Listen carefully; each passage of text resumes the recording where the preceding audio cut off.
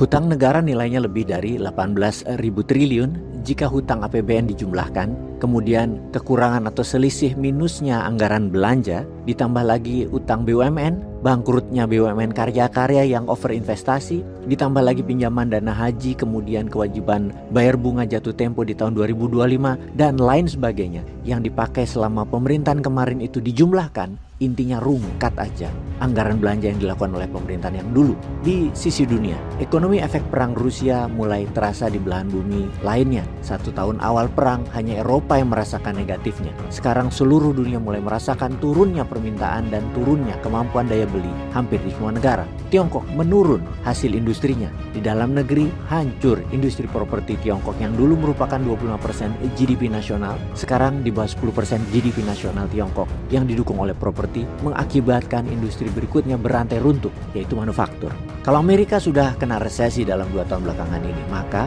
zaman Pak Prabowo nanti diawali dengan turunnya daya beli, serial bulanan deflasi yang kalau disarikan ekonomi Indonesia berat karena banyak beban masalah sehubungan dengan hutang masa lalu yang menjadi beban ke depan, juga perekonomian dunia yang lesu. Lalu solusinya bagaimana? Hutang lagi? Atas bahan inilah terjadi diskusi yang mendalam, karena adakah alternatif lain untuk mengelola keuangan negara Indonesia ke depannya? Bagaimana kalau menggunakan MMT? Bagaimana kalau menggunakan SWF, Sovereign Wealth Fund? Jadi kita berandai-andai, kalau Pak Prabowo berani dan paham, maka inilah rincian apa yang harus beliau lakukan secara urutan. Pertama, terbitkan Perpres Peraturan Presiden yang menunjuk ke Kementerian Pertahanan untuk ditugaskan mengendalikan tambang rakyat dan tambang liar tak berizin dari tambang emas di seluruh Indonesia untuk produksinya dijual hanya ke Kemhan, hanya ke Kementerian Pertahanan. Lalu emas itu disimpan di Kementerian Pertahanan, di bunker. Kementerian kemudian membuat permen atau peraturan menteri untuk membuat Koperasi Tambang Rakyat Indonesia atau KTRI. Koperasi inilah yang akan melaksanakan Kepres dan permen tersebut di bawah kendali Kementerian Pertahanan. Harga belinya ditentukan di mana rakyat harus tetap untung, maka yang tidak menjual ke koperasi akan kena masalah hukum. Maka diperkirakan Dore atau Ingon atau emas yang masih belum bulian 99,99 masih kadarnya 70%-an, bahkan ada yang 17%. Semua diambil dan dibeli oleh Kemhan, oleh koperasi. Diperkirakan nilainya dalam 1 tahun lebih dari 500 ton emas. Di harga sekarang kalau mentah belum diproses, kita bisa beli ke masyarakat sekitar 1 juta per gram, di mana Kementerian Pertahanan atau koperasi harus menganggarkan 500 triliun untuk membeli hasil rakyat tersebut. Maka rakyat harus tetap dibayar.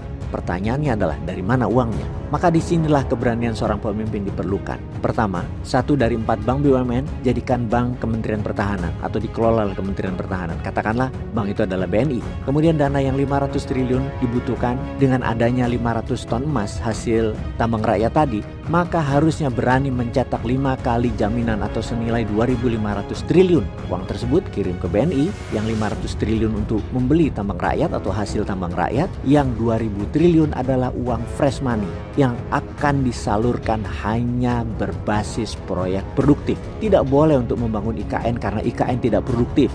Juga jangan untuk membangun infrastruktur karena lama balik modalnya.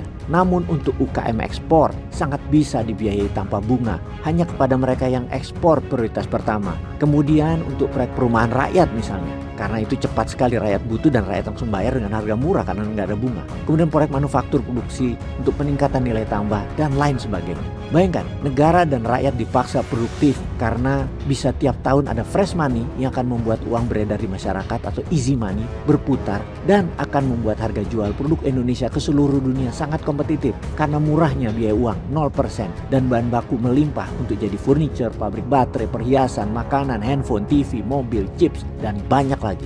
Kalau sampai nggak ada proyek, maka bisalah dana tadi untuk membeli perusahaan dunia. Beli saham Aramco, saham Temasek, Apple, Tesla, SpaceX, Nvidia, saham-saham masa depan dari perusahaan kelas dunia agar mendatangkan devisa ke Indonesia, juga kripto. Intinya kita harus agresif. Kedepan itu war-like situation. Indonesia harus siap. Semoga Pak Prabowo paham untuk tambang emas dijadikan jaminan printing money ini.